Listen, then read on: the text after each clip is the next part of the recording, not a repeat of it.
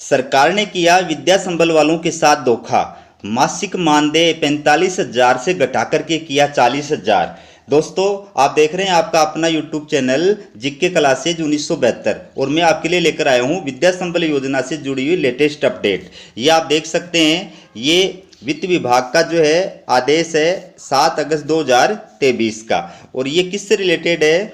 ये विद्या संबल योजना के तहत जितने भी और विद्यालयों में, महाविद्यालयों में, आवासीय विद्यालयों में, छात्रावासों में विषय विशेषज्ञों की नियुक्ति की जाती है, उससे जुड़ी हुई ये लेटेस्ट अपडेट है। तो इसमें जो वित्त विभाग है, उस वित्त विभाग ने ये आदेश जारी करके क्या किया है कि पहले का जो परिपत्र जारी किया गया था, ये 30/3/2021 के परिपत्र के तहत विद्या संबल वालों को जो है मासिक मानदेय प्रदान किया जाता था। उनका जो मानदेय है वो तय किया गया था। तो उसमें अब बिंदु संख्या 5 को जो है वित्त विभाग के द्वारा चेंज कर दिया गया है और चेंज करके गेस्ट फैकल्टी हेतु देय मानदेय की दरें, यानी विद्या संबल योजना के तहत गेस्ट फैकल्टी की जो मानदेय की दरें हैं वो उसने पुनः निर्धारित की हैं, मतलब उनको संशोधित कर दिया है। ये आप देख सकते हैं, ये आपके सामने विद्यालय और प्रशिक्षण संस्थान से रिलेटेड मानदेय की नई दरें हैं। ठीक है, तो ये आपके सामने है। मैं बात करूंगा कॉलेजों से रिलेटेड। ठीक है, ये आपके सामने है विश्वविद्यालय, महाविद्यालय, तकनीकी महाविद्यालय, पॉलिटेक्निकल कॉलेज, इन सब के अंदर विद्या संबल योजना के तहत जो अतिथि शिक्षक लगाए जाएंगे, उनका जो मासिक मानदेय है वो सरकार के द्वारा घटा करके 45,000 रुपये से घटा करके और 40,000 रुपये कर दिया गया है।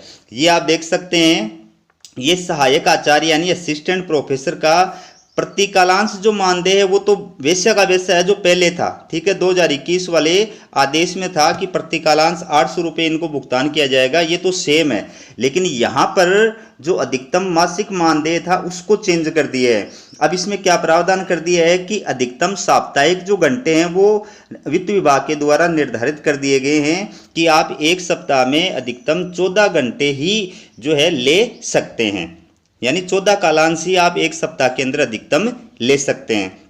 तो इसका मतलब पहले क्या था कि पहले 19 दिन के 57 कालांश हो जाते थे और जो मासिक पेमेंट होता था वो 45,000 रुपये, 19 दिन के कालांश के अंदर 57 कालांश के अंदर ही 45,000 रुपये मासिक पेमेंट जो है वो कंप्लीट हो जाता था। अब सरकार ने क्या किया है, वित्त विभाग ने क्या किया है, अब आपको एक सप्ताह के 14 कालांश से ज़्यादा नहीं मिलेंगे और दूसरी बात 50 कालांश से ज़्यादा नहीं ले सकते, यानी अब आप सप्ताह में 14 कालांश से ज़्यादा नहीं ले सकेंगे और महीने के 50 कालांश से ज़्यादा नहीं ले सकेंगे। इसका मतलब ये हुआ कि पूरे महीने के अगर आप 56 कालांश लोगे तो भी आपको कितना पेमेंट मिलेगा, 40,000 रुपये ही पेमेंट मिलेगा। यानी एक तरफ पहले 19 दिन कॉलेज में जाना पड़ता था महीने के अंदर और पेमेंट मिलता था 45,000 रुपये अधिकतम। अब आपको पूरे महीने कॉलेज के अंदर जाना पड़ेगा लेकिन मासिक पेमेंट मिलेगा मात्र 40,000 रुपये। तो एक तरफ कार्य दिवसों की संख्या बढ़ गई है और पेमेंट घट गया है। ठीक है, तो ये विद्या संबल योजना के तहत जो अतिथि शिक्षक कार्य कर रहे थे उनके साथ बहुत बड़ा सरकार के द्वारा धोखा किया गया है। विद्या संबल वाले जो थे उन्होंने सभी विधायकों को, मंत्रियों को, न मालूम किन किन लोगों को जो है ज्ञापन दिया था और ये मांग की थी कि विद्या संबल योजना के तहत जो कार्यरत अतिथि शिक्षक हैं उनको मासिक आधार पर जो है पेमेंट दिया जाए, उनका वार्षिक आधार पर पेमेंट मतलब पूरे वर्ष पर्यंत उनको रखा जाए। ठीक है, उनका एक कैडर बना करके और उनको राज्य सोसाइटी के अंदर जो है शामिल किया जाए।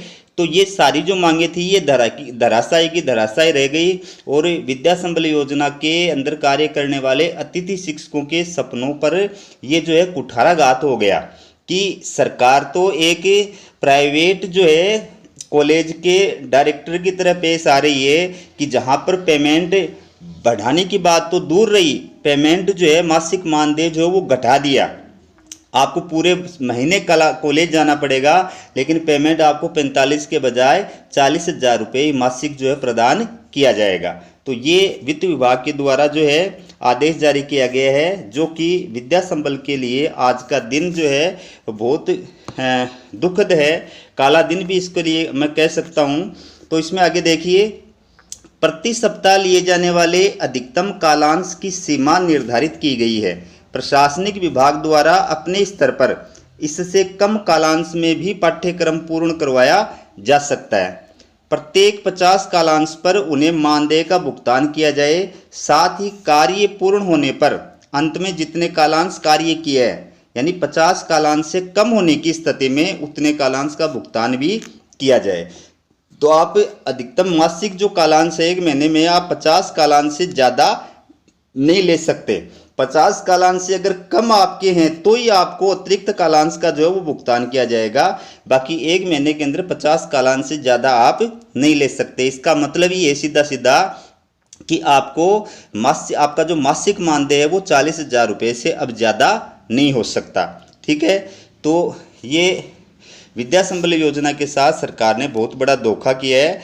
सरकार को जो है इस आदेश को चेंज करना चाहिए और 40,000 मासिक मानदेय के स्थान पर 45,000 मासिक मानदेय की जो व्यवस्था है उसको लागू किया जाना चाहिए। क्योंकि विद्या संबल योजना के तहत जो कार्य करने वाले अतिथि शिक्षक है वो सारे के सारे यूजीसी रूल्स 2018 के तहत क्वालिफाइड हैं और उनको बाकायदा एक प्रोसीजर के तहत मेरिट बेस के आधार पर, स्कोर कार्ड के आधार पर जो है उनका सिलेक्शन किया गया है। वो किसी राजनीतिक मतलब सिफारिश से या किसी की सिफारिश से या कोई रिश्वत दे करके या भ्रष्टाचार के जरिए जो है वो उन्होंने ये पद प्राप्त नहीं किया है, बल्कि यूजीसी रूल्स के अकॉर्डिंग योग्यताधारी होने और स्कोर कार्ड में मेरिट में आने की वजह से उनको ये उनका पद जो है उनको मिला है। इसलिए उनके साथ इतना बड़ा धोखा जो है वो सरकार को नहीं करना चाहिए और इस वित्त विभाग के आदेश को चेंज किया जाना चाहिए और इसके स्थान पर मासिक पेमेंट जो है इनका 45,000 किया जाना चाहिए। ठीक है दोस्तों, वीडियो कैसा लगा कमेंट करके ज़रूर बताएं। हमारा वीडियो देखने के लिए आप सभी दोस्तों का बहुत बहुत धन्यवाद।